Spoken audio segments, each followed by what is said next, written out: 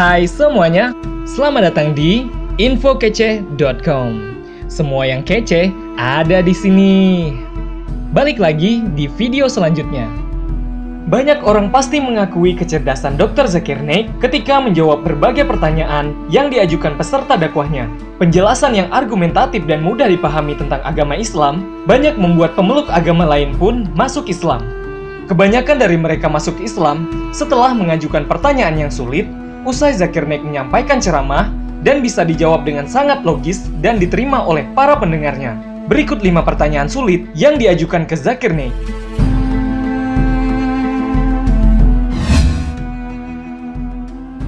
Apakah mualaf juga akan dipertimbangkan agamanya?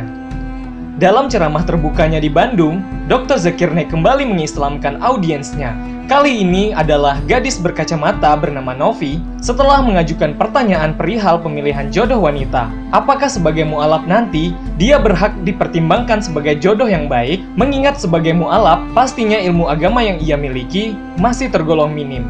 Pertanyaannya, apakah seorang mualaf akan dipertimbangkan juga agamanya? Karena yang kita tahu, ilmu agama seorang mualaf masih nol dan masih jauh dari kata salihah. Dr. Zakir Naik pun menjawab pertanyaan Novi dengan baik dan lembut, hingga akhirnya Novi mengucapkan syahadat, seraya meneteskan air mata dan disambut takbir oleh ribuan hadirin yang ada di acara tersebut.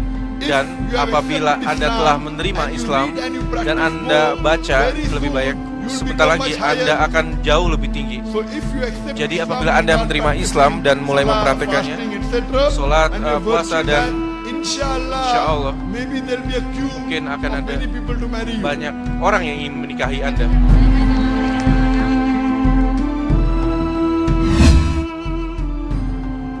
Bingung dan takut kepada keluarga jika dirinya masuk Islam.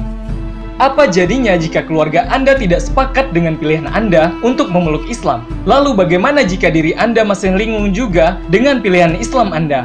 Hal itu yang dirasakan oleh seorang perempuan non-muslim bernama Damanita, 35 tahun. Ia mengungkapkan dalam ceramah Dr. Zakir Naik 3 April 2017 di Sportarium Universitas Muhammadiyah, Yogyakarta. Menanggapi hal itu, Dr. Zakir Naik mengatakan bahwa urusan agama adalah hubungan antara seorang langsung dengan Allah. Berarti ini adalah urusan Anda dengan Allah. Kalau Anda takut bahwa pengakuan Anda itu akan membahayakan Anda, maka Anda bisa menyembunyikan, akan tetapi tetap melaksanakan ibadah-ibadah yang disyariatkan, kata Zakir Naik. Ia melanjutkan, Anda harus menunggu sampai waktu yang tepat untuk mengumumkan keislaman Anda kepada keluarga, saudara, dan ajaklah mereka dengan memeluk agama Islam. Dengan demikian, Anda sudah menjadi pembawa kedamaian, kata Zakir Naik.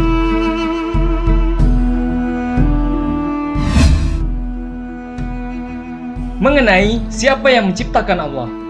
Dalam ceramah yang bertempat di Universitas Pendidikan Indonesia UPI Bandung, Minggu 2 April 2017, Dr. Zakir Naik mendapat pertanyaan dari seorang mahasiswi Politeknik Negeri Bandung jurusan Teknik Komputer dan Informatika. Mahasiswi beragama Kristen itu bertanya, seperti perkataan Zakir Naik, Allah itu tidak dilahirkan dan tidak melahirkan. Jadi, siapa yang menciptakan Allah? Dr. Zakir Naik pun menjawab pertanyaan itu. Pertanyaan Anda itu seperti halnya Anda bertanya kepada saya. Teman saya, John, melahirkan seorang anak. Saya akan tanyakan kepada Anda, anak laki-laki atau perempuan? Lebih lanjut, Zakir Naik menjelaskan laki-laki tidak dapat melahirkan seorang anak. Ketika seorang laki-laki tidak dapat melahirkan seorang anak, jika ditanya anak yang dilahirkan laki-laki atau perempuan, menjadi tidak relevan, ujarnya. Sekarang, kata Dr. Zakir Naik, secara definisi, Allah Subhanahu wa Ta'ala itu tidak diciptakan. Lalu, Anda bertanya, siapa yang menciptakan Allah? Pertanyaan tersebut akhirnya menjadi tidak logis secara definisi. Lagi tidak dapat melahirkan seorang anak.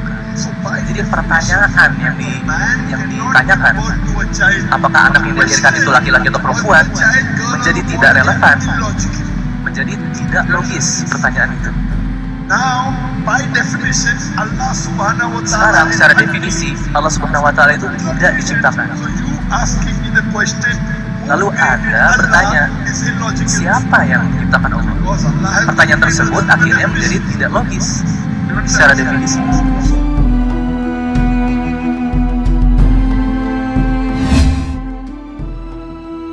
Menikah dengan pria non-muslim. wanita ini menikah dengan pria non-muslim dan pernikahannya pun sudah berjalan 5 tahun. Lalu, ia bertanya tentang pernikahannya kepada Dr. Zakir Naik. Bagaimana dengan pernikahannya itu? Dengan tegas, Dr. Zakir Naik menjelaskan, wanita muslim tidak boleh menikah dengan pria non-muslim, kecuali dia bersedia untuk masuk Islam. Begitu juga sebaliknya untuk pria muslim. Hanya apabila Anda mencintai seseorang, tidak berarti kamu bisa seenaknya. Kamu harus memilih untuk mencintai Allah. Dan ketika kamu memilih mencintai Allah, maka kamu akan melakukan segala sesuatu sesuai dengan keinginan Allah. Jadi pernikahan yang Anda lakukan itu tidak sah menurut agama. Coba Anda memberi ultimatum kepada dia. Apabila Anda masuk Islam, kita bisa melanjutkan pernikahan kita. Tapi apabila Anda tidak ingin masuk kepada Islam, maka kita harus berpisah. Dan apabila Anda ingin ke jannah, ke surga, Anda harus memilih atau memutuskan untuk berpisah dengannya. Dan Anda harus menikahi seorang muslim.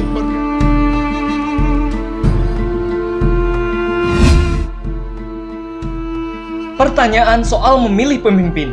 Di setiap penampilannya, dia selalu ditanya tentang sebuah hal yang sedang hangat dibicarakan di negeri ini.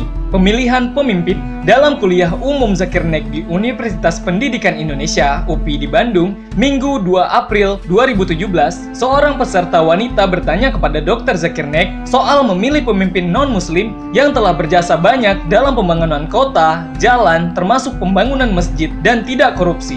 Wanita tersebut bertanya, apakah kita akan menutup mata dan telinga hanya karena orang itu non-muslim? Lantas, di mana toleransi? Zakir Naik lantas mengatakan, dia membangun masjid, tapi dia sendiri tidak sholat. Itu munafik. Apa gunanya membangun masjid bagi orang lain jika dia sendiri tidak sholat? Kesuksesan bukan pada membangun gedung, jalan, atau masjid, tapi ada pada keimanan kepada Allah. Lebih lanjut, saat kuliah umum Zakir Naik di Universitas Muhammadiyah Yogyakarta, Senin 3 April 2017, Zakir Naik dengan tegas mengatakan, baginya, jika ada non-muslim yang 100 kali lebih baik dalam segala hal dari seorang muslim, tapi muslim itu punya iman, percaya kepada Allah, bahkan jika dia kehilangan setiap 10-20 juta setiap hari karena memilihnya, ia akan tetap memilih muslim tersebut. Like building.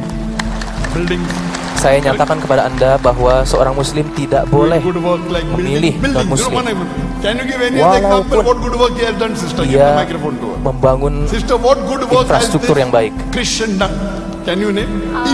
Coba bayangkan, saya membangun masjid, tapi saya sendiri tidak sholat. Ini adalah salah satu bentuk kemunafikan yang luar biasa.